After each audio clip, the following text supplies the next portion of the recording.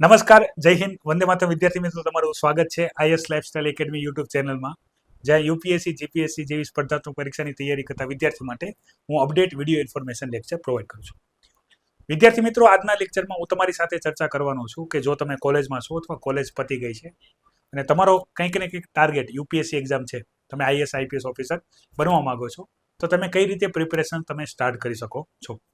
વિદ્યાર્થી મિત્રો, લેક્ચર સિરીઝમાં આ છે લેક્ચર 2.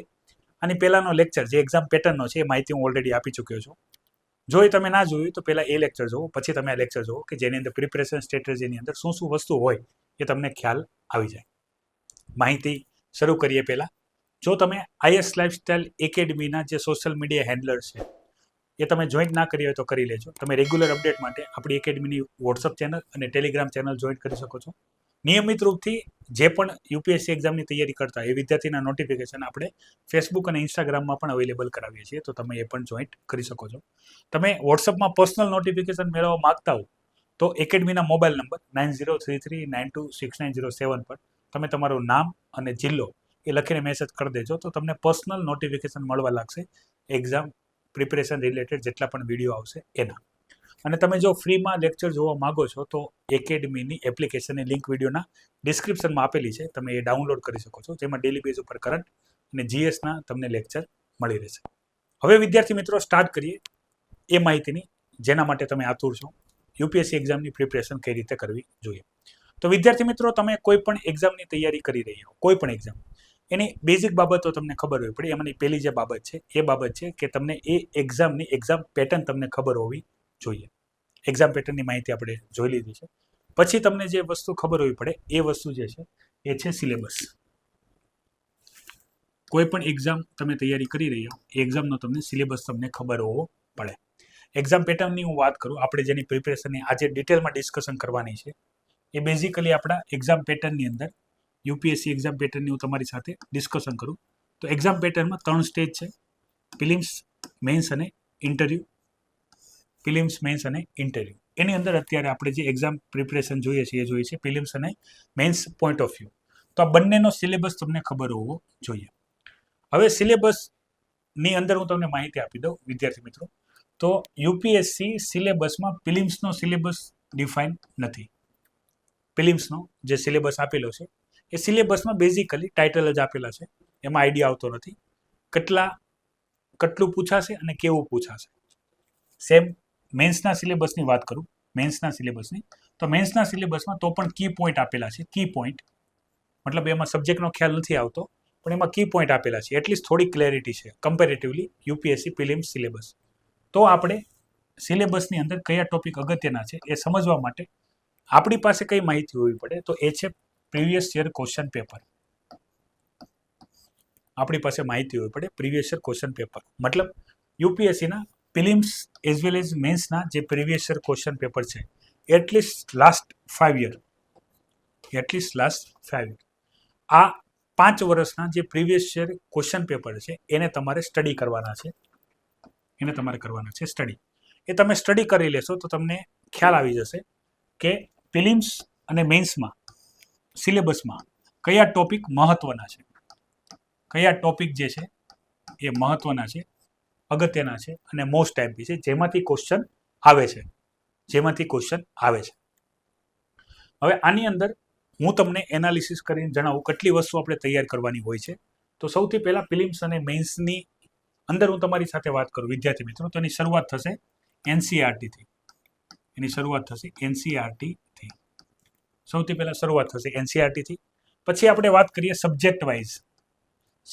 હું અત્યારે બધા સબ્જેક્ટ અલગ અલગ ડિસ્કશન નથી કરતો, અહીંયા હું ખાલી શોર્ટ ફોર્મમાં જનરલ સ્ટડી લખી દઉં છું. જનરલ સ્ટડીના જે 4 પેપર છે એની અંદર જે પણ વિષય છે એ વિષય. આની બાદ તમારા માટે જે અગત્યનું પ્રિપેરેશન જે છે એની અંદર આવશે ઓપ્શનલ સબ્જેક્ટ. તમારો જે પણ ઓપ્શનલ સબ્જેક્ટ હશે એ ઓપ્શનલ સબ્જેક્ટ, અને એની અંદર ઓપ્શનલ સબ્જેક્ટ બાદ જે આવશે એ આવશે સીસેટ.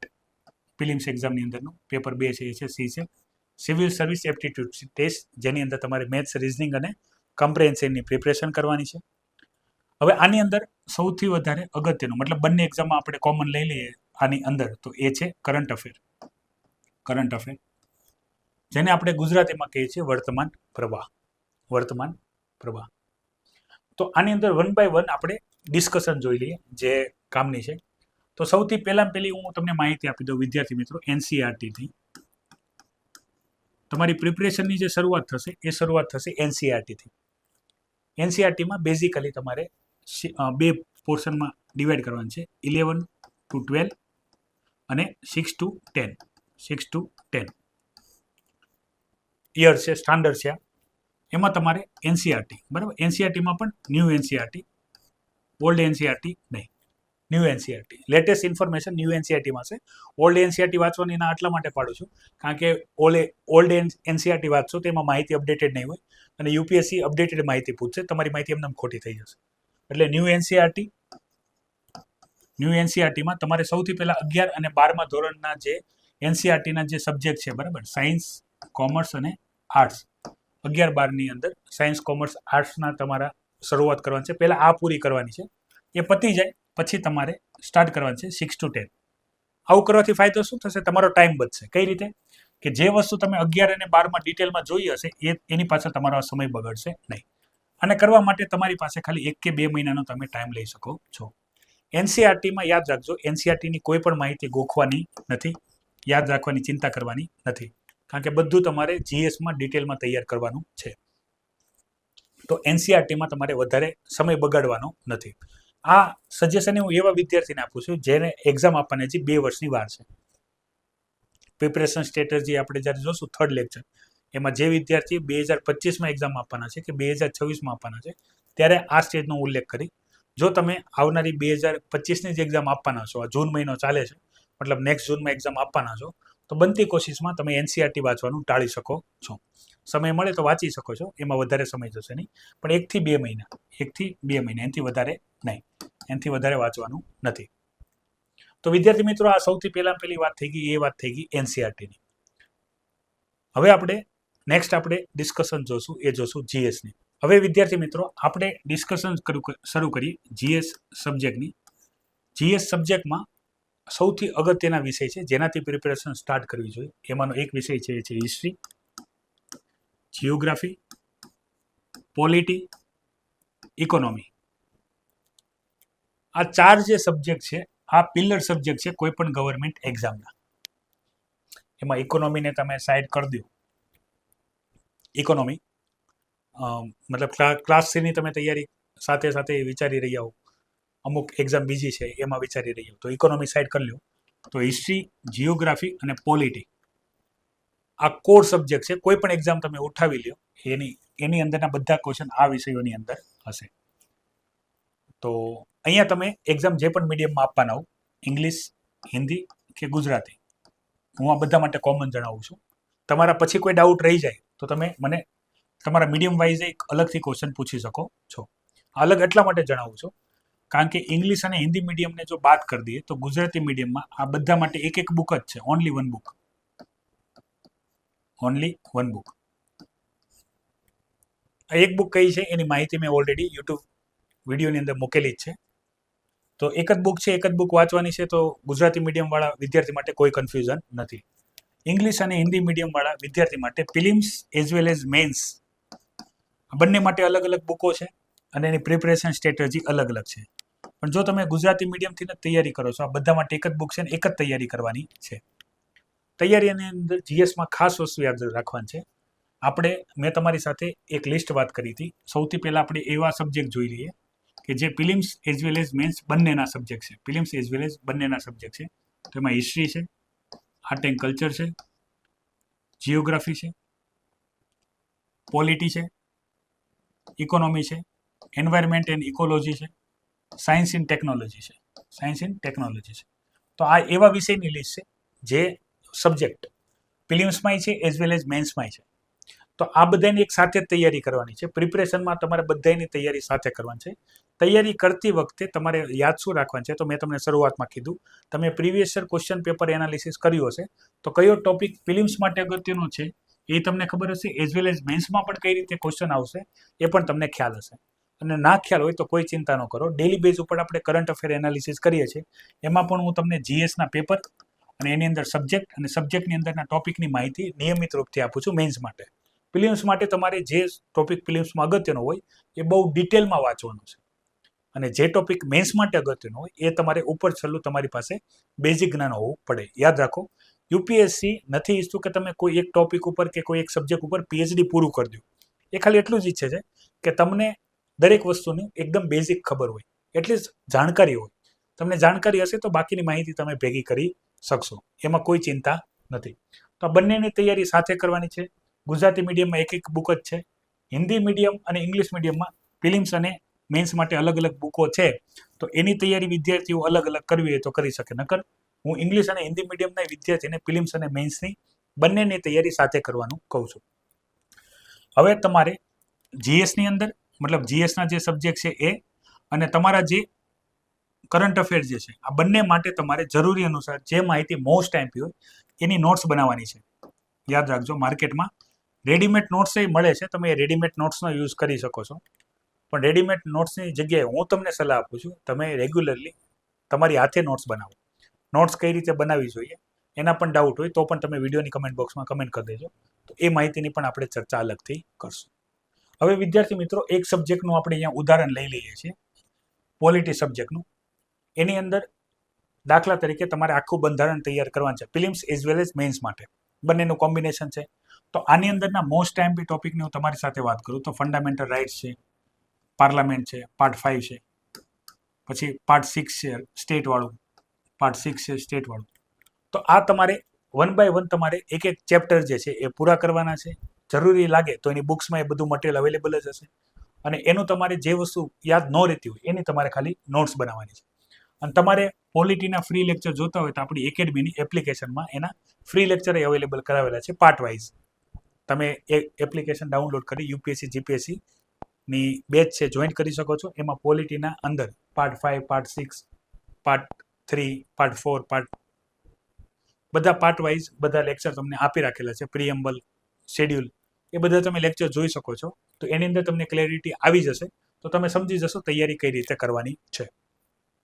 તો આ વાત થઈ ગઈ વિદ્યાર્થી મિત્રો, પ્રિલિમ્સ અને મેન્સ બંનેની તૈયારી સાથે કરવાની છે. એવા વિષય કે જે પ્રિલિમ્સ માટે અગત્યના છે, મેન્સ માટે અગત્ય છે, એની પ્રિપરેશન પહેલા કરવાની છે. પછી એવા સબ્જેક્ટ કે જે માત્ર ને માત્ર મેન્સના સબ્જેક્ટ છે, એવા સબ્જેક્ટ જે માત્ર ને માત્ર મેન્સના છે, જેવા કે Indian society, IR, disaster management, internal security અને એથિક્સ. આ જે છે એ મેન્સવાળા વિદ્યાર્થી માટે જ છે. તો આ વિષયને તમારે આ વિષય તૈયાર તો કરવાના જ છે, પણ આ વિષયની પ્રિપરેશન તમે પાછળથી રાખી શકો છો. સૌથી વધારે ફોકસ તમારે એવા વિષયને કરવાનું છે જે પ્રિલિમ્સ અને મેન્સ બંનેમાં કોમન છે. પછી તમારે આ વિષયની તૈયારી કરવાની છે. તો આ વાત થઈ ગઈ જીએસના 4 પેપર છે. હવે જીએસના પેપર બાદ હવે જે સબ્જેક્ટ વધશે એ છે ઓપ્શનલ સબ્જેક્ટ. ઓપ્શનલ સબ્જેક્ટમાં 2 પેપર આવશે એક સબ્જેક્ટની. તો ઓપ્શનલ સબ્જેક્ટની અંદર એક સબ્જેક્ટ કોઈ પણ એક સબ્જેક્ટ, કાં તો લિટરેચર, કાં તો તમારો ગ્રેજ્યુએશન, લિટરેચરની વાત કરું, ગુજરાતના વિદ્યાર્થી સૌથી વધારે ગુજરાતી લિટરેચર ઓપ્શનલ સબ્જેક્ટ લે છે. અને ગ્રેજ્યુએશનના સબ્જેક્ટની વાત કરું તો એન્થ્રોપોલોજી છે, ફિલોસોફી છે, પોલિટિકલ સાયન્સ, ઇન્ટરનેશનલ રિલેશનશિપ છે, મેથેમેટિક્સ છે, પછી કોમર્સ છે, અને અન્ય ઘણા બધા સબ્જેક્ટ છે જે તમારા ગ્રેજ્યુએશનના. આમાંથી કોઈ એક વિષય સિલેક્ટ કરવાનો રહેશે, એના રહેશે 2 પેપર. હવે ઓપ્શનલ સબ્જેક્ટ સિલેક્ટ કઈ રીતે કરવો જોઈએ તો એનો એક મેઇન ક્રાઇટેરિયા જે છે એમાં તમારા 300+ માર્ક્સ સ્કોર કરવા તમારા માટે ઇઝી હોવા પડે. મતલબ ઓપ્શનલ સબ્જેક્ટ સિલેક્ટ કેમ કરવાનું છે? ઓપ્શનલ સબ્જેક્ટ એ રીતે સિલેક્ટ નથી કરવાનો કે સૌથી વધારે કયા વિદ્યાર્થી ઓપ્શનલ સબ્જેક્ટ લે છે. ઓપ્શનલ સબ્જેક્ટ સિલેક્ટ એ રીતે કરવાનું છે કે એ વિષય તમારો ફેવરિટ હોય અને એમાં તમે 300+ માર્ક્સ સ્કોર કરી શકવા જોઈએ. એટલીસ્ટ 250 માર્ક્સ, એનાથી વધારે જ તે. પણ 300 માર્ક્સ આવતા હોય એ ઓપ્શનલ સબ્જેક્ટ તમારે સિલેક્ટ કરવાનો છે. એની અંદર 2 પેપર આવશે. આની તૈયારી પણ તમારે એના કોચિંગ મળે છે, એઝ વેલ એઝ તમે સેલ્ફ પ્રિપેરેશન કરી શકો છો, કારણ કે તમારા ઇન્ટરેસ્ટનો સબ્જેક્ટ હોઈ શકે છે. ઓપ્શનલ સબ્જેક્ટ સિલેક્ટ કરવા પહેલાં તમારે નક્કી કરી લેવાનું છે શા માટે ઓપ્શનલ સબ્જેક્ટ લેવો છે. એકવાર ઓપ્શનલ સબ્જેક્ટ સિલેક્ટ કર્યા બાદ એમાં વધારે ફેરફાર કરવાના નથી. તો વિદ્યાર્થી મિત્રો, આ બધી ડિસ્કશન થઈ ગઈ તમારા એક્ઝામ પ્રિપેરેશનને લઈને, જેમાં એનસીઆરટી કઈ રીતે વાંચવી, જીએસમાં મેં તમારી સાથે વાત કરી, ઓપ્શનલ સબ્જેક્ટની વાત કરી, સીસેટની પ્રિપેરેશન જે છે. તો સીસેટમાં તમે બેઝિકલી બુક્સની પ્રિપેરેશન કરી શકો છો, અને પ્રેક્ટિસ કરવી પડશે. બેઝિકલી સીસેટની પ્રિપરેશનની અંદર પ્રેક્ટિસ વધારે અગત્યની છે. આમાં યુપીએસસીના સીસેટના પેપર ઘણા અઘરા હોય છે. ઘણી વખત વિદ્યાર્થીઓ જીએસમાં પાસ થઈ જાય છે, પણ સીસેટમાં ક્વોલિફાય માર્ક્સ આવતા હોતા નથી. પ્રેક્ટિસ કરશો તો પોસિબલ બનશે. હવે વાત કરીએ કરંટ અફેર માટે વિદ્યાર્થી મિત્રો. તો કરંટ અફેર માટે IAS lifestyle academy daily base ઉપર ધ હિન્દુનું ગુજરાતીમાં એનાલિસિસ કરે છે, જે તમને YouTube channel as well as આપણી એકેડમીની જે એપ છે એની અંદર તમને રેગ્યુલર બેઝ ઉપર લેક્ચર પ્રોવાઈડ કરવામાં આવે છે, જે તમે જોઈ શકો છો ફ્રી ઓફ કોસ્ટ. એના કોઈ પણ પૈસા નથી. તો આ વાત થઈ ગઈ વિદ્યાર્થી મિત્રો બેઝિક પ્રિપરેશનની, કે જો તમે યુપીએસસી એક્ઝામનું પ્રિપરેશન કરવાનું વિચારો છો તો સૌથી પહેલાં તમને ખબર હોવી પડે એક્ઝામ પેટર્ન, બાદમાં તમને ખ્યાલ હોવો પડે સિલેબસ તમને ખબર હશે પછી થશે પ્રિપરેશન સ્ટાર્ટ. પ્રિલિમ્સમાં એમસીક્યુ છે તો એની તૈયારીમાં એવી રીતે વાંચવાનું છે. મેન્સમાં ડિસ્ક્રિપ્ટિવ છે તો એ અનુસાર વાંચશો. પછી જીએસ અને કરંટ અફેર એમાં જે અગત્યના ટોપિક હોય એની તમારે નોટ્સ બનાવવાની છે. સમયાંતરે તમારે કરવાનું છે રિવિઝન અને પ્રેક્ટિસ. બરાબર, સૌથી મોસ્ટ ટાઈમ છે એ છે પ્રેક્ટિસ જેટલી કરશો એટલું તમને વધારે સારું રિઝલ્ટ મળશે. પ્રેક્ટિસમાં કોઈ પણ પ્રકારની ખામી રહેશે તો તમે જે બેનિફિટ લઈ શકવા જોઈએ એ તમે લઈ શકશો નહીં. આશા રાખું છું વિદ્યાર્થી મિત્રો કે જો તમે યુપીએસસી એક્ઝામની પ્રિપરેશન કરવાનું વિચારી રહ્યા હશો અને તમારા કોઈ પણ ડાઉટ હશે એ સોલ્વ થઈ ગયા હશે. આની અંદર ના થયા હોય તોય તમે કમેન્ટ કરી શકશો. આની પછીનો જે એક લેક્ચર છે એમાં હું એવા વિદ્યાર્થી માટે માહિતી આપવાનું છે જે વિદ્યાર્થી 2025 કે 2026માં એક્ઝામ આપવાના છે, તો એને કયા સબ્જેક્ટને કઈ રીતે ટાર્ગેટ કરવા જોશે. તો ખાસ આપણા 2 લેક્ચર થઈ ગયા છે. પહેલા લેક્ચરમાં આપણે એક્ઝામ પેટર્નની વાત કરી, બીજા લેક્ચરમાં કઈ રીતે પ્રિપરેશન કરવી જોઈએ એની આપણે ચર્ચા કરી લીધી છે. હવે આપણે લાસ્ટ જે લેક્ચર હશે આનો એ લેક્ચરમાં હું તમારી સાથે ડિસ્કશન કરી એક ટાઈમ ટેબલ, કે કઈ રીતે 1 બાય 1 સબ્જેક્ટ તમે ટાર્ગેટ કરીને પૂરા કરી શકો છો. તો આ માહિતીને લાઈક કરજો. અન્ય વિદ્યાર્થીઓ જે એક્ઝામ પ્રિપરેશન કરવાનું વિચારી રહ્યા છે એને શેર કરજો. અને જો તમે હજી આઈએસ લાઇફસ્ટાઇલ એકેડમી યુટ્યુબ ચેનલને સબસ્ક્રાઇબ ના કરી હોય તો અવશ્ય યુટ્યુબ ચેનલને સબસ્ક્રાઇબ કરી લેજો. અને રેગ્યુલર તમે મોબાઈલમાં નોટિફિકેશન મેળવવા માટે તમે તમારું નામ અને જિલ્લો લખીને એકેડમીના મોબાઈલ નંબર ઉપર સેન્ડ કરી દેજો. અને ફ્રી ઓફ કોસ્ટ લેક્ચર જોવા માટે તમે એકેડમીની એપ્લિકેશનની ડાઉનલોડ કરી શકો છો, જેની લિંક વિડીયોના ડિસ્ક્રિપ્શનમાં આપેલી છે. આજના માટે એટલી જ માહિતી છે. નવી માહિતી સાથે હું તમારા સમક્ષ ફરીથી હાજર થઈશ. ત્યાં સુધી મને રજા આપો. જય હિન્દ, વંદે માતરમ.